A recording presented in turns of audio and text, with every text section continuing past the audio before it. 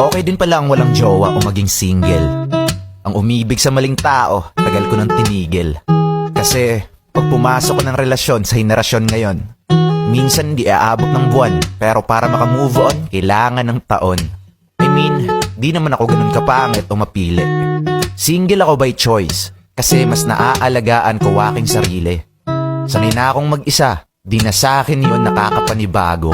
Kaysa naman hanap ka ng jowa, napupunta ka lang sa maling tao. Pinagtatawanan man ng iba dahil daw sa love life, ako ay kapuspalad.